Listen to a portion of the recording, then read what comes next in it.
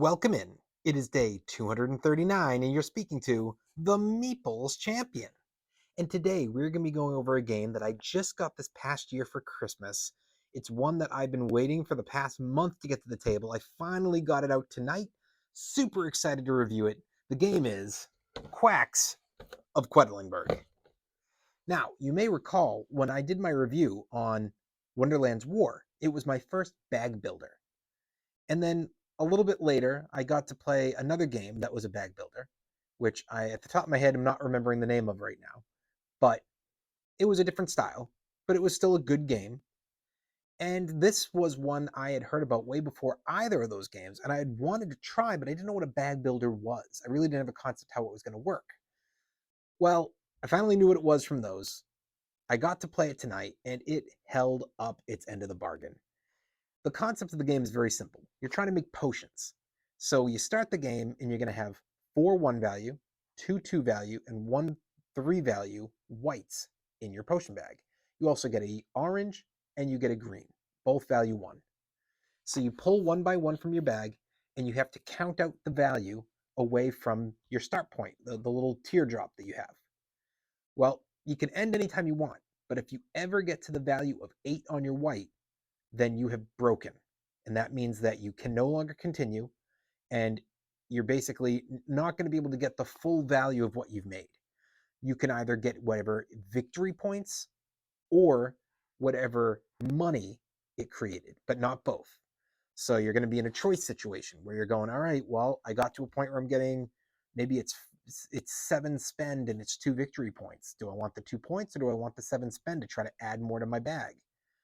And then on top of that, if you break, you're not going to be eligible for the first thing, which is whoever has not broken and is the highest up on the board will get to roll a die that's a bonus that they get. It can give you a victory point, 2 victory points, a ruby. It can give you a bonus of one of the pumpkins to go into your bag. If you're in a tie, both players get to roll. So the idea is you have 9 rounds. Every round starts with you drawing a card. It gives a special ability for the round. And then you have, originally, you always have your black, which is the same all the time, and your orange, which is the same. And then you can have a yellow, a red, and a blue. You pick where you want to start off at. Then after round 1, in round 2, you bring out, now I'm trying to remember if it was definitely a blue. Oh, it's a blue, it's a green, and it's a red. Then yellow comes out in round 2, and then purple comes out in round 3. In round 6, you have to add a value 1 white to your bag. And at the end of round 9, you see who has the most points. Now, along the way, whoever is in last place will get all of the rat tails added up between them and first, and they get to advance that much on ahead of their teardrop with a rat token. Second place does the same, or third place does the same between them and first, and second place between them and first. That gives you a little advantage on where your starting point is. Then on top of that, you're basically, during the game, whenever you're getting these rubies, at the end of all the scoring and everything else, you can use either 2 rubies to replenish your potion. The potion being, during the game, if at any point you pull a white and it doesn't cause you to break, you can flip over your potion, put that white chip back in the bag, and redraw. You only can do it once, and then in order to get it back, you have to use 2 rubies to replenish it. Or you can cash in 2 rubies to move yourself forward 1 with your teardrop, giving you an advantage for the start of the next potion. At the end of the game, you can now turn in your combo of 2 rubies to be getting a point for every 2. You'll also get a point for every 5 spend that you make. So normally you're using all your money you earned to buy more chips. But on the last round, there's no need for the chips. So instead, you're using it to spend every 5 of it to buy a victory point.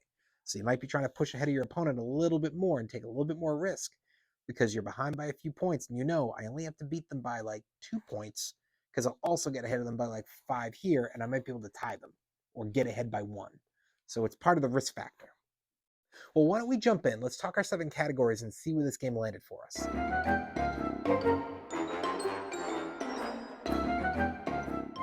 When it comes to the art, the box grabbed me from day one. The setup, when I saw it on how to play videos, or I walked through when I saw people playing, grabbed me from day one. It's a really fantastic art that it does what it's supposed to do. Thumbs up.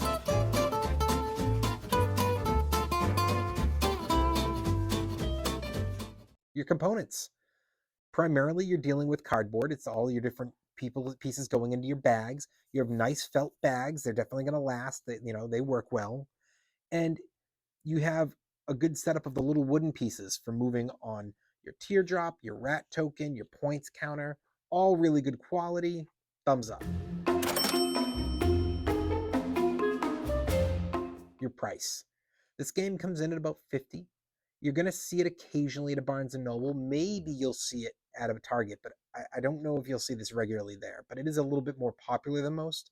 Definitely in 4 out of 5 board game stores and online. At a $50 price, you're getting plenty of game in here. Now, I've heard that it's going to get a little old quick. We'll see. It's hit so far pretty well. I've played 2 games and enjoyed them. Excited to keep playing. But I heard that the expansion adds a lot to that. That being said, we're only judging on the base game, and based on what I've seen, I think there's plenty of the ability to get this out with people of all ages. I think even a kid could learn the game. It may not hit for all kids, but I think kids could learn it. Beginners, though, and up, definitely got plenty of game there. So for me, thumbs up. Replayability. Game doesn't take long, and there's plenty of ways to change it. We played with all our books on level 1, and then immediately played a second game and flipped them all to level 2. And they go all the way to level 4. Now, that doesn't necessarily mean a difficulty. It just means it's different scenarios you can play through, and eventually you can start mixing and matching. Thumbs up.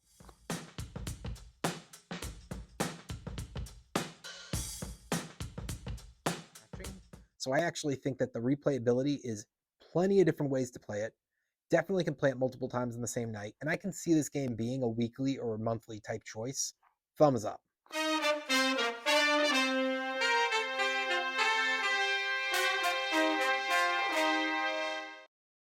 Your keys to victory.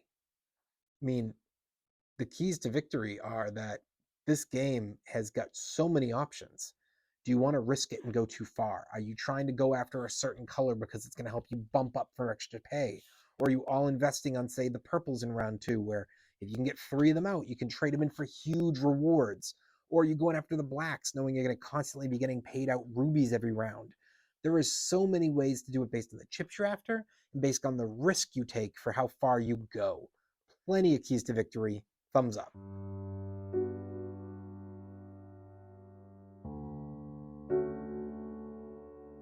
Is the game unique?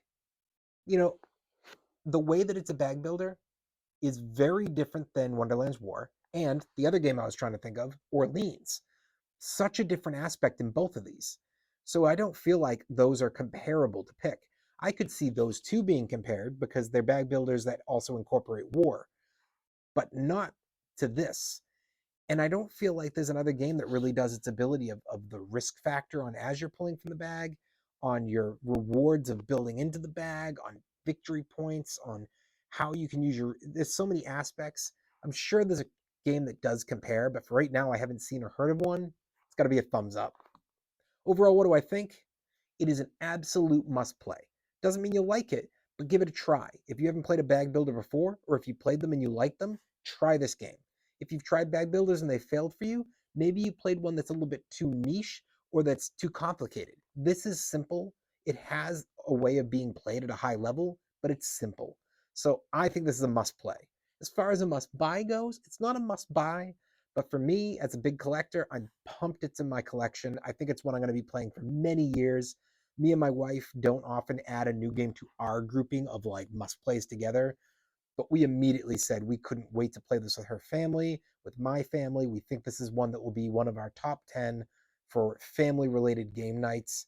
So I highly recommend to try because I think it might get into some of you guys' collections and be a top tier game. Well, it has been day 239. We've been speaking about the game Quacks of Quedlinberg, and you've been speaking to the Meeples Champion. Like, share, subscribe, and check down below in the description where I'll be adding an Amazon link in case you want to get this game for your collection. Until next time, I'll talk to you tomorrow.